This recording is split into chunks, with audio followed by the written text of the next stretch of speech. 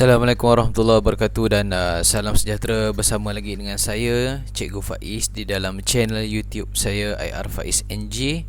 Hari ini kita akan meneruskan lagi sesi pembelajaran kita bagi mata pelajaran sejarah tingkatan 2 untuk bab 4 pada kelas yang lalu kita dah tengok habis semua dah bab 3.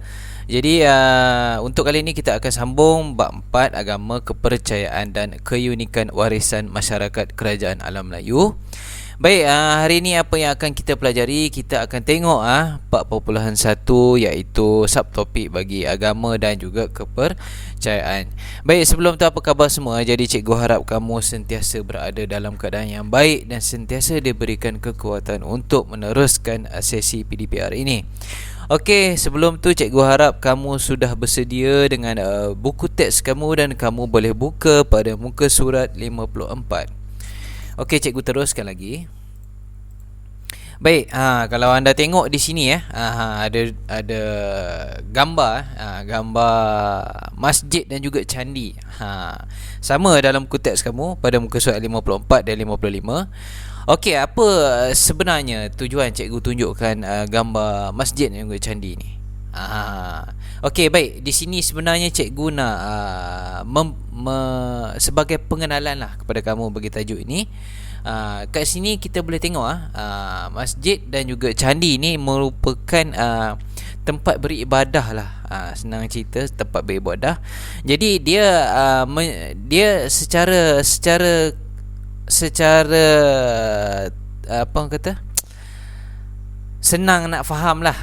Dia berkaitan dengan agama dan juga kepercayaan. Jadi di sini dapat kita ketahui bahawa pada zaman dulu zaman dahulu, masyarakat kerajaan alam Melayu ni mereka mempunyai orang kata apa, pegangan agama dan juga kepercayaan. Kalau masjid ni lebih sinonim kepada Islam lah. Kalau candi ni Hindu dan juga Buddha. Okey, teruskan lagi. Baik, kamu boleh tengok pada buku teks kamu muka surat 56.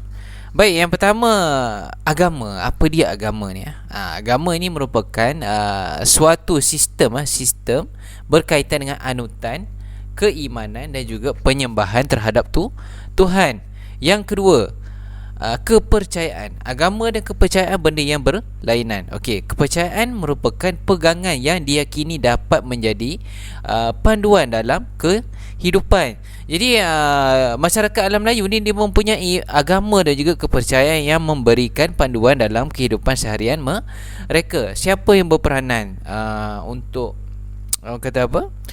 Siapa yang banyak berperanan yang penting dalam mengukuhkan kelangsungan agama dan kerajaan ini? Yang berperanan penting adalah pemerintah. Okey, cikgu teruskan lagi. Baik, kepercayaan awal. Kita tengok kepercayaan dulu. Lepas ni baru kita tengok agama. Okey, kepercayaan awal masyarakat alam Melayu dulu, mereka kepercayaan mereka ni berkait rapat dengan alam sekeliling. Apa yang ada di sekeliling mereka. Lepas tu pula cara hidup mereka ni yang hampir sama di seluruh alam Melayu. Tak kiralah mereka berada di Champa ke Angkor ke di Funan ke di Gangga Negara ke di Kedah Tua ke Sriwijaya ke Majapahit ke, mereka ni mempunyai cara hidup yang sama dan menjadikan kepercayaan mereka tu hampir sama. Okey, kepercayaan ni dia ada dua. Yang pertama, animisme, dan yang kedua adalah dinamisme. Ini kamu kena tahu dan selalu ditanya dalam soalan. Okey, apa dia animisme? Animisme ini adalah animisme, kepercayaan bahawa setiap makhluk hidupan dan tumbuhan memiliki roh ataupun semangat. Okey, dia lebih berkait rapat kepada kepercayaan terhadap makhluk halus. Makhluk halus, jin contoh. Cikgu pun tak tahu juga. Okey, makhluk halus dan juga penyembahan roh nenek moyang. Maknanya dia ada menyembah roh ataupun memuja roh nenek moyang mereka yang telah mati, yang dipanggil hyang. Okey, apa tujuan mereka melakukan perkara tersebut?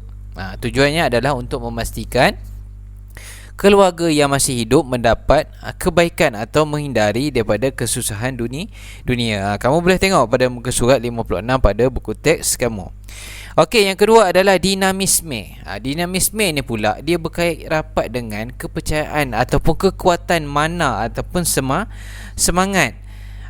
Jadi mereka percaya bahawa setiap benda dan juga makhluk ni ada mempunyai mana yang mempengaruhi kehidupan seharian.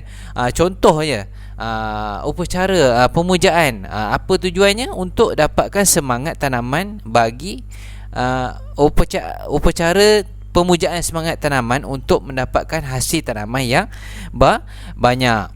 Ni kamu kena tahu, kadang-kadang ada ditanya dalam soalan. Okey, baik. Kalau kat atas ni sama dalam buku teks kamu. Ni contoh lah. Contoh yang berkaitan dengan animisme, iaitu perayaan hari moyang yang oleh masyarakat temuan di Bukit Ceding di Banting Selangor.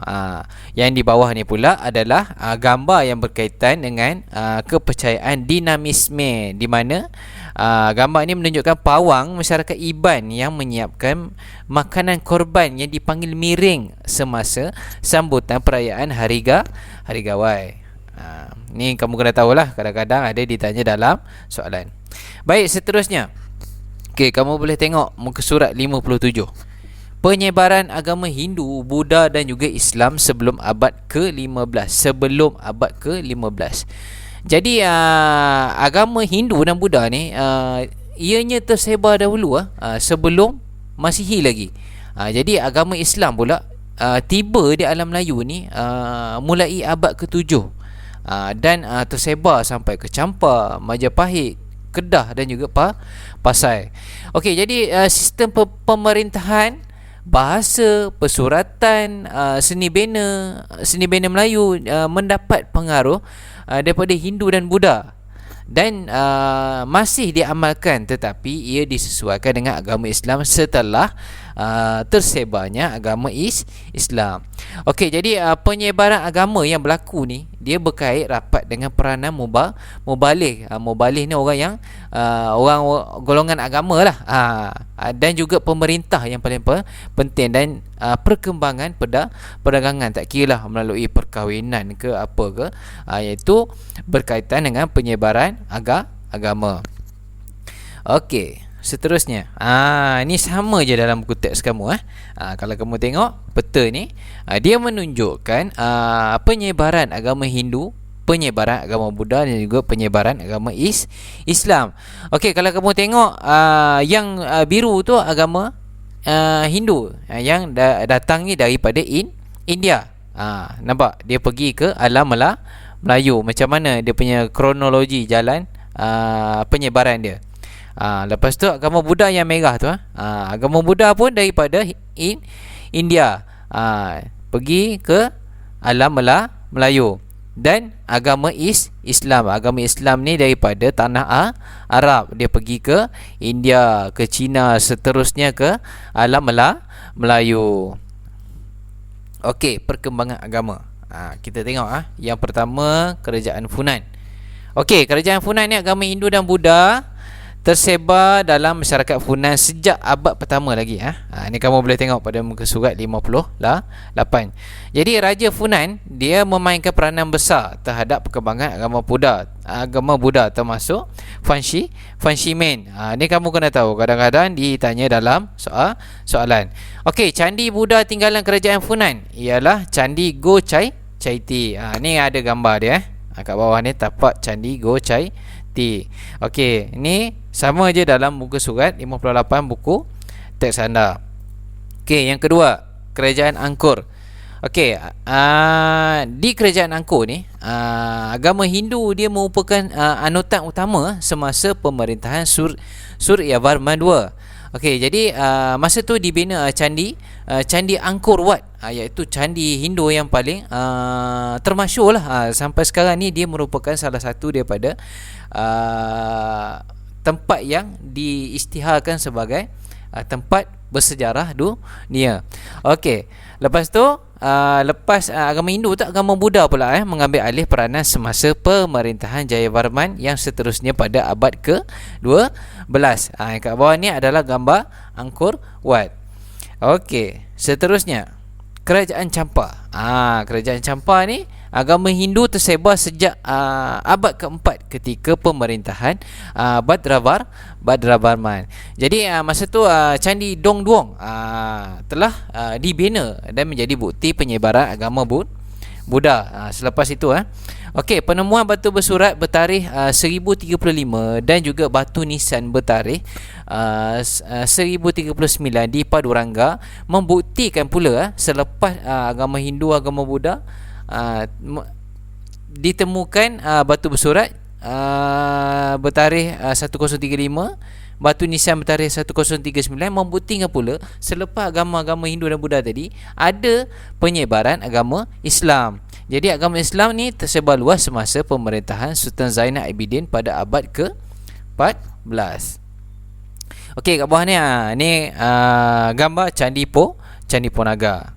Okey. Seterusnya Kerajaan Sriwijaya. Okey, Kerajaan Sriwijaya ni merupakan pusat bagi kegiatan agama Buddha sejak dari abad ke-7 lagi. Jadi masa tu ada seorang pendeta Buddha ni, nama dia I Think, datang untuk mempelajari bahasa Sanskrit dan menterjemahkan kitab Buddha. Okey, jadi antara candi Buddha ataupun tinggalan kerajaan Sriwijaya yang masyhur termasuklah Candi Muara Jambi, Candi Bahal dan juga Candi Muara Takus. Ini sama dalam buku teks kamu. Ini adalah gambar tinggalan candi. Okey, seterusnya Kerajaan Majapahit. Okey, Kerajaan Majapahit ni dia istimewa sikit. Agama Hindu dan Buddha masa tu berkembang serentak dan saling mempengaruhi dalam kalangan masyarakat kerajaan alam Melayu Majapahit pada masa itu. Jadi ada seorang ni yang bernama Hayam Wuruk ni, dia telah menyatukan aliran dalam agama Hindu dan Buddha yang dipanggil sebagai aliran agama Tripaksa pada abad ke-14. Okey, jadi candi tinggalan kerajaan Majapahit yang termasuklah Candi Jabung, Candi Sukuh dan juga Candi Brahu. Jadi pada abad ke-14 agama Islam pula telah tersebar. Bukti dia pada masa itu ada seorang ni pegawai kerajaan yang ada seorang ni yang bernama Wu Ping, pegawai kerajaan Ming yang beragama Islam, dilantik sebagai wakil tetap ke Majapahit. Jadi Gan Eng Chow, pegawai yang beragama Islam ni juga pernah dilantik sebagai ketua kaum Cina di Tuban, kota pelabuhan Majapahit. Jadi selepas keruntuhan Majapahit, Demak menjadi pusat pengajian Islam yang tersebar di Jawa pada abad ke-16. Ini kat bawah ni adalah gambar Masjid Demak yang ada gagah berdiri sampai sekarang. Okey, seterusnya Kerajaan Kedah Tua. Kamu boleh tengok pada muka surat 59. Okey, Kedah Tua ni agama Buddha diamalkan sejak abad ke-5 dan menjadi anutan utamalah di Kerajaan Kedah Tua. Okey, tak lama selepas tu agama Hindu pula tersebar. Jadi Kedah dia menerima pengaruh Islam pada abad ke-12. Okey, Maharaja Derbar Raja II memeluk Islam pada 1136. Okey, seterusnya yang terakhir Kerajaan Gangganegara. Okey, Kerajaan Gangganegara ni masyarakat dia menganut agama Buddha. Ini dibuktikan melalui penemuan arca-arca Buddha di Lembah Kinta. Okey, turut ditemukan juga patung Buddha Avalokitesvara di Bido yang bertarikh abad ke-6 hingga ke-9 Masihi. Okey, baik. Jadi pengaruh agama Hindu, Buddha dan juga Islam ni dapat dilihat dalam kerajaan alam Melayu. Namun begitu, semasa agama Islam dah tersebar luas ke alam Melayu, kerajaan Funan dan Sriwijaya telah pun berakhir. Okey, baik. Itu saja untuk kelas kita pada hari ini. Kepada pelajar cikgu, sila lengkapkan tugasan yang telah cikgu berikan. Jika anda faham, berminat dan juga berminat dengan video cikgu, jangan lupa like, subscribe dan juga share video cikgu. Sehingga kita berjumpa lagi pada kelas yang akan datang untuk subtopik 42, Keunikan Warisan Masyarakat Kerajaan Alam Melayu. Terima kasih, itu saja. Bye bye.